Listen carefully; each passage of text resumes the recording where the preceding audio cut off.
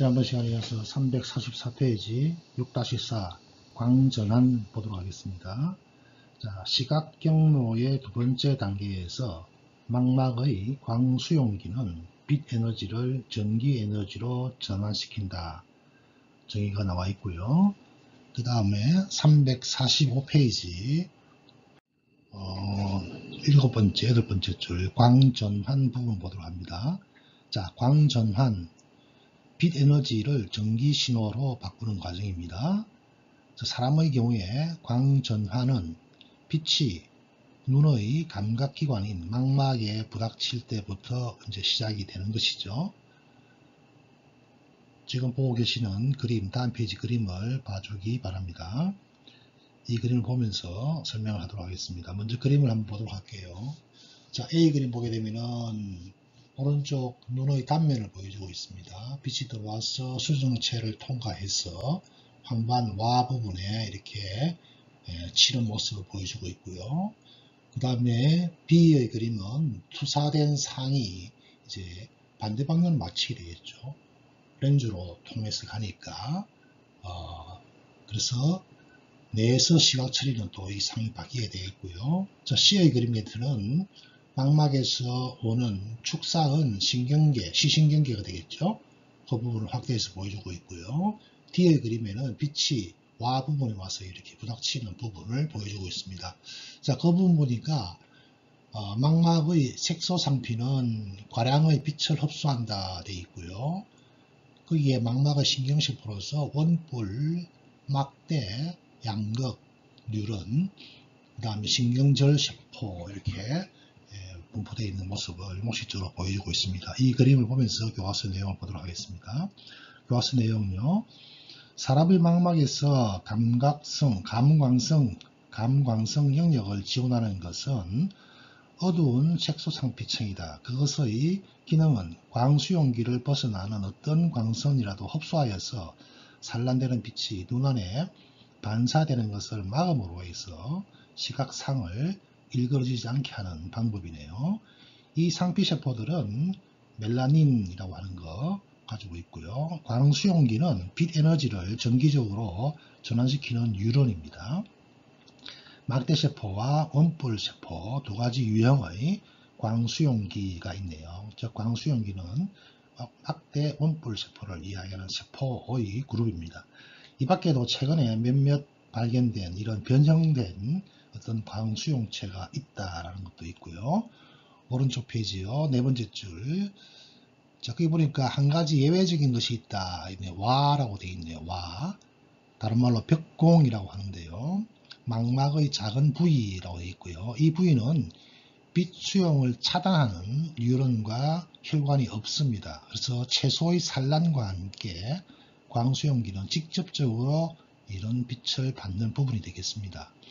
와와 그것을 바로 둘러싸고 있는 황반, 이것은 가장 예민한 시각 영역에 해당하며 시야의 중추에 해당합니다. 어떤 물체를 볼 때 수정체는 Y에 있는 물체상에 초점을 맞춥니다. 그 그림의 B에서처럼 눈은 색깔 막대의 초록, 노랑, 경계상에 빛을 맞추게 되는데요. 시야의 그러한 영역으로부터 오는 빛은 Y에 닿게 되며 뚜렷한 초점 내에 위치가 돼야 될 것입니다. 망막에 맺히는 상은 거꾸로 되어 있음에 유의하라. 방금 언급했던 내용들입니다. 그 다음 패러그래프. 빛에 대한 정보는 광수용기로부터 양극 뉴런으로 전달되네요. 그 다음에는 신경절 세포, 좀 전에 세포의 종류를 봤었죠. 그 다음 신경절 세포의 축삭은 시신경을 형성하게 되겠고, 시신경 원반에서 눈을 떠나게 되겠죠. 시신경 원반은 광수용기를 가지고 있지 않습니다. 그래서 이 부분 우리가 맹점 이렇게 이야기하고요. 다음 페이지로 가기 전에 밑에 있는 개념과 연속 문제를 한번 보고 가도록 하겠습니다. 자, 멜라놉신이라고 하는 부분이 나와 있는데요. 포유류의 일주기 리듬은 눈으로 들어오는 빛에 의해서 신호가 시작이 됩니다. 수년 동안 과학자들은 망막의 막대세포와 엄뿔세포로부터 오는 경로가 일주기 리듬에 대한 대중추인 시신경 교차 상핵이라고 되어 있네요. 시신경 교차 상핵 SNC 약자가 되어 있고요. 그러나 1999년 연구자들은 막대세포와 원뿔세포가 없는 이런 실험용 질을 만들어냅니다. 이 질에서 여전히 빛 신호 변경에 대해서 반응하는 능력이 있더라라고 하는 것을 알게 됩니다. 자, 이것은 이제 무슨 의미일까요? 다른 광수용기가 존재하고 있다는 것을 의미하는 것이죠. 그것을 우리가 멜라놉신이라고 합니다. 멜라놉신이라고 하는 옵신 유사 색소를 함유하고 있는 망막신경절 세포의 아집단, 이런 것들이 이제 발견이 되었다는 것입니다. 이 말은 무슨 말이냐면, 우리가 그동안에 고전적으로 알고 있던 막대세포와 원뿔세포 이외에 또 이런 시신경을 형성하는 다른 세포들의 가능성을 보여주는 내용들이 되겠습니다. 연속 문제를 봅니다. 자, 안한 때는 식이요법, 그 다음 이뇨제, 이것이 처방에 의해서 잘 개선이 되지 않네요. 그 다음 심각한 이제 고통을 받고 있고, 지속적인 고통을, 심각한 메니에르 병의 경우에 저침습적 치료가 불가능할 때 이제 외과 수술을 시행하게 되네요.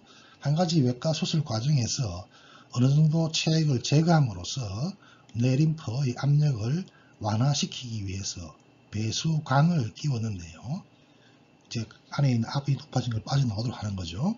만일 그것이 정상 완화에 실패한다면은 마지막 수단으로는 전정신경을 절단을 해야 하는 그런 쪽까지 가능해요. 이러한 수술은 시행하기 어려움도 있고요. 만일 달팽이관 신경이 부주의하게 절단된다면은 청각을 또 잃을 수 있는 그런 아주 심각한 상황에까지 빠질 수가 있네요. 자, 문제 6번을 한번 볼까요? 문제 6번을 보게 되면은 정정신경을 절단하는 것이 메니에르 병을 완화시키는 이유는 무엇인가 이렇게 되어 있어요. 자, 전정신경은 균형과 회전 운동에 대한 정보를 뇌에다 전달하는 거죠. 그죠? 그래서 그걸 절단하게 되면은 뇌에서는 그 정보를 받지 못하기 때문에 회전이나 이런 감각을 느끼지 못하게 되는 거죠. 즉 다시 말해서 현기증을 느끼지 못하는 그런 방법을 최후에 동원하는 게 되겠습니다. 다음 페이지요. 다음 페이지 그림은 좀 전에 여러분들이 봤던 그림과 또 서로 연결되는 내용들인데, 지금 우리가 좀 전에 D까지 그림을 설명했고요. 그 다음에 E하고 F 부분을 다시 한번 보도록 합니다. 자, 슬라이드를 통해서 같이 한번 보도록 합니다.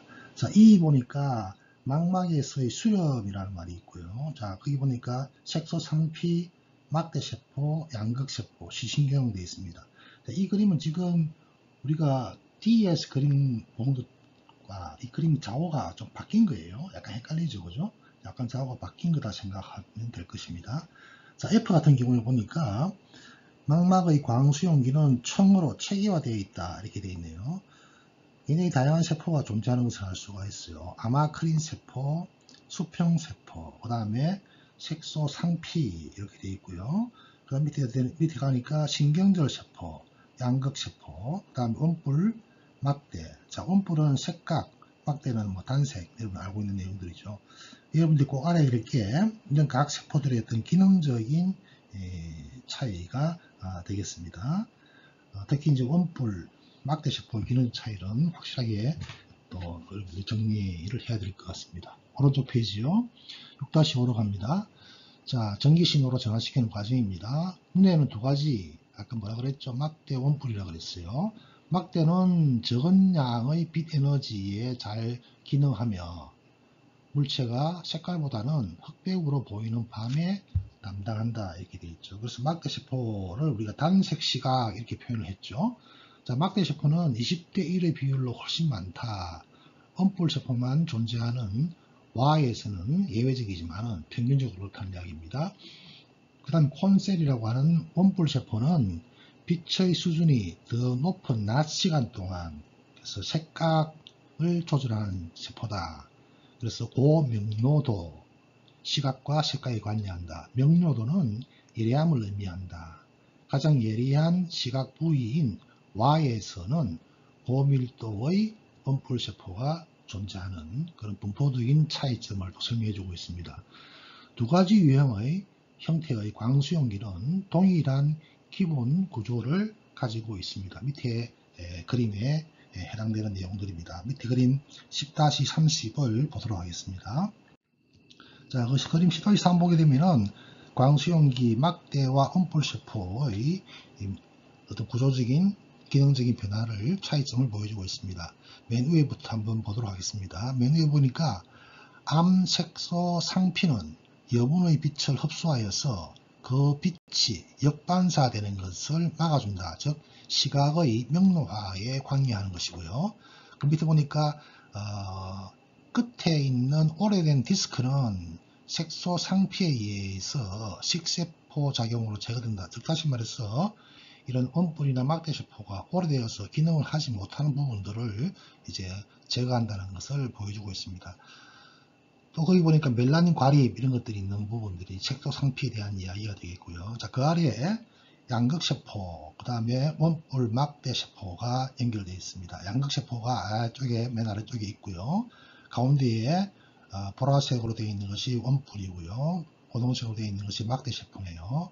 자, 외척 분절의 차이점. 광변화는 막디스크에 있는 시각색소를 이용해서 광수용기의 외척 분절에서 일어난다. 그 다음 내척 분절. 내척 분절은 주로 이제 핵이 있는 부분이 되겠고, 외척 분절은 이제 디스크가 이렇게 포개져 있는 모습을 한 부분들을 의미한다라고 생각할 수가 있겠죠. 자, 내척 부분들은 주요 소기관들이 있으며 그 예로서 미토콘드리아 이렇게 그림을 그려놓고 있죠. 광색소 합성과 ATP 생산과 같은 이런 대사작용이 일어난 부분을 내척 분절 이렇게 이야기하고 있고요. 이것들이 양극세포와 시냅스 종말을 구성하고 있는 모습을 보여주고 있습니다. 자, 그 중에서 디스크 부분을 확대해서 보여주고 있는 것이 그 아래 내용인데, 거기 보니까 로놉신 분자라 되어 있고 그 안에 레티날과 옵신이 이렇게 그림으로 그려져 있는 모습이 있습니다. 이 그림을 보면서 교과서 내용을 한번 보도록 합니다. 자, 1번 끝이 망막의 색소 상피와 접촉하고 있는 외척 분절. 그 다음 2번요. ATP 및 단백질 합성을 위한 소기관들과 세포해약을 포함하는 분절, 내척 분절이죠. 그 다음에 양극세포에 글루타메이트, 자, 글루타메이트를 방출하는 시냅스 말단이 있는 기저 부분, 즉 시냅스를 형성하는 부분, 이렇게 세 가지로 나눠져 있고요. 자, 외척 분절에서 세포막은 원반 모양의 층을 형성하는 주름을 형성하고 있더라. 막대세포에서 외척 분절의 끝쪽을 향하며 이러한 층들은 실제로 세포막과 분리되고 자유로이 떠있는 원반을 형성합니다. 이 원반들, 원뿔세포에서 원반들은 이제 부착되어 있고요. 그 다음에 빛에 민감한 시각색소는 광수용기 외척 분절에 있는 세포막과 결합되어 있고요. 이 색소들은 빛 에너지를 막 전위의 변화로 바꾸어주는 변환기 역할을 합니다. 자, 막대세포에서 한 가지 유형의 시각색소인 로놉신을 가지고 있고요. 원뿔세포는 로놉신과 밀접하게 관련된 세 가지의 또 다른 색소를 가지고 있네요. 그래서 우리가 원뿔세포를 시각세포, 막대세포를 단색 시각세포 이렇게 표현하는 이유도 또 이러한 색소의 유형, 색소를 인지하는 차이점에 의해서도 구분할 수 있다는 것을 알 수 있습니다. 원뿔세포의 시각색소는 빛의 다양한 파장에 의해서 흥분이 되어서 우리가 색깔을 볼 수 있도록 하는데요. 백색광은 색깔들의 조합에 해당하고 우리가 프리즘을 통해서 백색광을 통과시키면 색깔이 이렇게 서로 분리되는 것을 우리가 볼 수 있죠. 그 다음에 눈은 적색, 녹색, 청색 빛에 대한 원뿔세포, 여기에 각각에 대해서 민감한 원뿔세포를 가지고 있고요. 다음 페이지.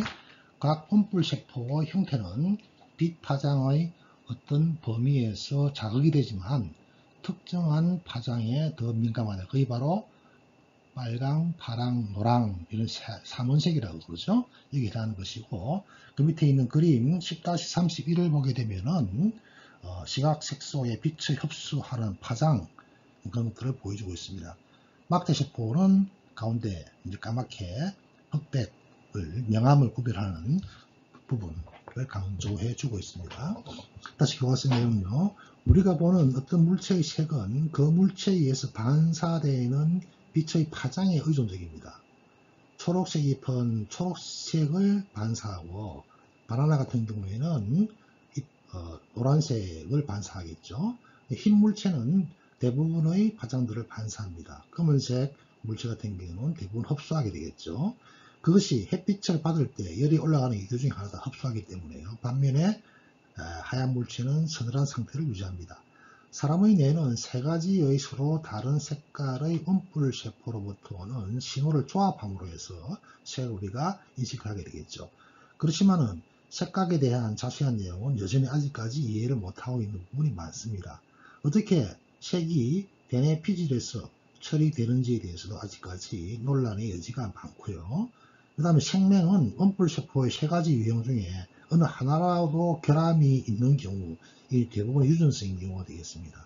그래서 이제 우리가 정록 생명, 그 다음에 이것이 이제 빨강과 초록을 구분할 수 없다. 적색과 녹색을 구분할 수 없다. 이게 가장 흔한 생명이 하나가 되겠습니다. 자, 광전환 쪽으로 갑니다. 광전환의 과정은 막대세포의 로놉신과 음뿔세포의 세 가지 색소와 유사하다. 로놉신은 두 개의 분자로 구성되어 있다. 우리가 아까 봤었죠. 로놉신 단백질, 그 다음에 레티날, 이 레티날은 비타민 A 유도체입니다. 자, 빛이 없는 상태에서 레티날은 옵신의 결합 부위에 결합을 하고 있습니다. 자, 이것은 그림 10-32 그림입니다. 31 그림은 조금 전에 교과서 공부를 생략하고요. 자, 이 그림을 잘 봐주기 바랍니다. 이 그림 보게 되면은 자, 파란색 1번, 2번, 3번 3개가 있습니다. 3개가 있고 이건 지금 막대세포를 가지고 이야기를 하고 있습니다. 막대세포를 가지고요. 자, 그림을 잘 봐주세요. 위에 회색 부분은 이제 색소 상피 부분이고 그 위에 이제 디스크가 이렇게 놓여있는 모습을 보여주고 있습니다. 자, 먼저 1번 어두운 곳에서 어떤 상황이냐. 자, 어두운 곳에서는 그 앞에 안에 있는 로놉신이 불활성 상태입니다. 이렇게 되면은 사이클릭 GMP의 농도가 높고, 자, 거기 보니까 CNG라 되어 있죠. CNG. 이게 바로 사이클릭 고리화된 뉴클레오타이드 작동 채널입니다. 우리 교과서 보면은 볼드체로 그 이름을 적어놨어요. 고리화 뉴클레오타이드 작동 채널. 고리화니까 사이클릭 뉴클레오타이드 게이티드 채널, CNG 채널이라고 되어 있죠. CNG와 K 플러스 채널이 열려가 있는 상태입니다. 그 안에 그림 보니까 파란색으로 되어 있는 부분이 CNG 채널이고요. 아래쪽에 보라색으로 되어 있는 부분이 K 플러스 채널입니다. 자, CNG 채널이 열리게 되면 어떻게 되죠? 막대세포의 음모나 쪽으로 칼슘과 나트륨이 유입되어 들어오게 되겠고, K 이온은 밖으로 이렇게 빠져나가는 그런 상황을 보여주고 있습니다. 그래서 어둠 속에서는 로놉신이 불활성화되고 사이클릭 GMP 활성이 높다. 자, 위에 보니까 디스크가 있고, 자, 그 사이의 그림 트랜스듀신이라고 하고 있는 G 단백질이 있고요. 그 아래 보니까 불활성 로놉신, 옵신과 레티날로 구성되어 있는 것입니다. 자, 그럼 B의 그림을 볼까요? 빛은 로놉신을 탈식을 시킵니다. 그래서 옵신은 사이클릭 GMP의 농도를 감소시키는 영향을 주게 되겠고, 이에 의해서 CNG 채널, 코리아 뉴클레오타이드 작동 채널이 닫히게 됩니다. 닫히게 된다는 것은 뭐죠? 플러스 채널이 안으로 들어오는 양이 줄어든다는 게 되겠죠. 그러면 어떻게 되겠죠? 과분극화가 된다는 게 과분극화가 된다. 어떤 경우에 빛이 들어올 때 이야기입니다. 빛이 들어올 때. 그 다음에 C의 세 번째 그림은 회복 단계를 보여주고 있습니다. 불활성화된 레티날이 어떻게 됩니까? 다시 옵신과 재결합하여서 로놉신으로 되는 과정을 보여주고 있습니다. 자, 그럼 1번과 2번 차이점은 뭡니까? 자, 1번 같은 경우에는 CNG 채널이 열려가 있는 상태이기 때문에 막 전이가 상대적으로 플러스 쪽에 가깝죠. 그래서 약 40mV 정도입니다. 가운데 있는 B 두 번째 그림은 뭐예요? CNG 채널이 닫혀가 있기 때문에 플러스가 많이 못 들어오게 되겠죠. 그러니까 막이 어떻게 됩니까? 더욱더 마이너스 쪽으로 치우치게 됩니다. 즉 과분고가 된다는 거죠. 과분고가 된다는 것은 뭐예요? 식량전달 물질이 방출이 줄어든다는 것을 의미하게 되겠죠. 그래서 1번과 같은 경우 어둠 속에서는 CNG 채널이 열림으로 해서 막정리가 더욱더 플러스 쪽으로 가기 때문에 양극 뉴런으로 막대세포의 맨 아래쪽에는 양극 뉴런과 시냅스를 형성하고 있었죠. 양극 뉴런으로 신경 전달 물질이 방출되는 상황이 되는 거죠. 그렇지만 빛이 있게 되면은 이 양극 세포와 형성되어 있는 시냅스 사이에서 신경 전달 물질의 방출은 빛의 강도에 비례적으로 감소하게 된다는 것을 그 그림에서 보여주고 있습니다. 즉 다시 말해서 막대세포는 결국은 시각색소인 로놉신을 함유하고 있고 빛에 의해서 활성화되면은 이 로놉신이 옵신과 레티날로 분해됨으로 해서 감소된 분해됨으로 의해서 어떤 현상이 생긴다? 사이클릭 GMP가 감소하게 되겠고 그로 인해서 CNG 채널이 닫히게 되겠고 그럼으로 인해서 플러스 칼슘이나 나트륨이 들어오지 못하기 때문에 과분화가 되고 과분화가 되어 있는 것은 결국 신경전달 물질의 방출을 감소시키는 결과를 초래한다. 이렇게 여러분들이 연결시켜서 이해해야 됩니다. 자, 교과서 내용 봅시다. 여기 보니까 로놉신이라는 말이 있고 바이타민 A 유도체 레티날 방금 이야기했었죠. 그래서 빛 한 광자에 의해서 활성화될 때 레티날은 새로운 구조로 형태가 바뀌게 된다. 활성화된 레티날은 더 이상 옵신에 결합되지 않고 색소로부터 방출되는 모습. 자, 2번 그림 보면은 그 빨간색으로 되어 있는 레티날 이것이 이렇게 이탈되어 나가는 모습을 보여주고 있습니다. 이것을 우리가 탈색 이렇게 이야기하고 있고요. 그 다음에 어떻게 로놉신 탈색이 활동 정리를 일으키고 이것이 시각 경로를 통해서 전달될 수 있을까? 그 경로를 이해하려면 막대세포의 다른 특성을 살펴봐야 한다. 세포에서의 전기신호는 세포 내부와 외부 구획 사이에 있는 이온 이동 결과에 의해서 일어나는데 좀 전에 이야기했던 CNG 채널, 코리와 뉴클레오타이드 작동 채널이 막대세포에서 나트륨과 칼슘을 들어오게 하는데 관여하는 것이고 또 막대세포에서 K+가 새어나가는 채널도 있더라. 그래서 이것에 의해서 채널에 의해서 오픈 클로즈에 따라서 과분화가 되느냐 탈분화가 되느냐가 결정이 된다는 이야기가 되겠습니다. 자, 그래서 1번의 경우에 대한 내용들입니다. 막대세포가 어둠에 있고 로놉신이 활성적이지 않을 때 사이클릭 GMP 수준이 높고 CNG와 K+ 채널이 모두 다 열려가 있다. 그래서 탈분극화된 상태를 유지하게 되겠고 이렇게 미약한 탈분극화에 의해서 결론적으로 양극 뉴런으로 신경전달 물질이 방출이 증가된다. 이게 바로 뭐였어야 할까? 글루타메이트였죠. 그 다음에 B, 2번에 해당하는 내용, 이제 빛이 있을 경우에 해당하는 경우입니다. 자, 빛이 로놉신을 활성화시키게 되면은 2차 전력 연쇄 반응이 G 단백질인 트랜스듀신, 좀 전에 트랜스듀신 봤었죠. 트랜스듀신을 통해서 개시되고 이것은 사이클릭 GMP, 교수투신과 밀접하게 연결되어 있는데 결국은 사이클릭 GMP의 감소, 그리고 양이온 채널의 크로즈, 그렇게 함으로 해서 과분극, 이렇게 연결되는 것이죠. 양이온의 유입이 감소되고 K+ 유출이 계속되게 되면 과분극이 일어나게 되겠고 글루타메이트의 방출이 감소하게 되겠다. 밝은 빛은 모든 CNG 채널을 닫게 하며 모든 신경전달 물질의 방출을 멈추게 되겠다. 그래서 보다 희미한 빛은 빛세기에 비례하여서 차등적인 반응을 일으키는 것으로 우리가 해석을 하고 있습니다. 그 다음에 활성화된 후에 레티날은 다시 막대세포 안으로 확산되어서 들어가게 되겠고 색소 상피로 수정이 되어서 거기서 불활성 형태로 전환이 되고 막대세포 안으로 되돌아가서 옵신과 재결합하는 3번의 그림을 우리가 설명해 주고 있죠. 그 다음에 탈색으로부터 로놉신 복구는 다소의 시간이 걸리게 된다. 이게 우리가 밝은 빛에서 우리가 어두운 곳으로 갑자기 들어가게 되면 처음에는 잘 안 보이는 적응이 늘어지는 주 이유가 바로 이것 때문이다. 이렇게 되어 있네요. 일단 6-6 신호 처리는 망막에서 시작된다. 자, 이제 우리는 빛 전환의 세포 메커니즘에서 시각 경로의 세 번째이자 마지막 단계인 망막과 뇌에 의한 빛 신호의 처리 과정으로 한번 과정을 옮겨보자. 망막에서의 신호 처리 과정은 다수의 뉴런이 하나의 시냅스 후 세포에 연접하는 수렴의 조원이다. 우리 수렴의 정의는 우리가 옛날에 들은 적이 있고요. 망막의 위치에 따라서 15개에서 45개나 되는 많은 광수용기들이 하나의 양극 뉴런으로 수렴을 하게 됩니다. 이것이 그 다음 페이지 나오는 그림 10-33A에 해당하는 내용이 되겠습니다. 그 다음에 이 다수의 양극 뉴런들은 단일 신경절 세포를 자극하게 되어서 수억 개의 망막 광수용기로부터 온 정보를 단지 100만 개 정도의 축삭으로 압축시켜주는 수렴의 단계를 지금 설명해주고 있는 거죠. 이것은 각 시신경에서 문을 떠나게 되겠고, 수렴은 Y에서 최소화가 되는데, 여기서 일부 광수용기는 양극 뉴런과 1:1의 비율을 갖게 된다.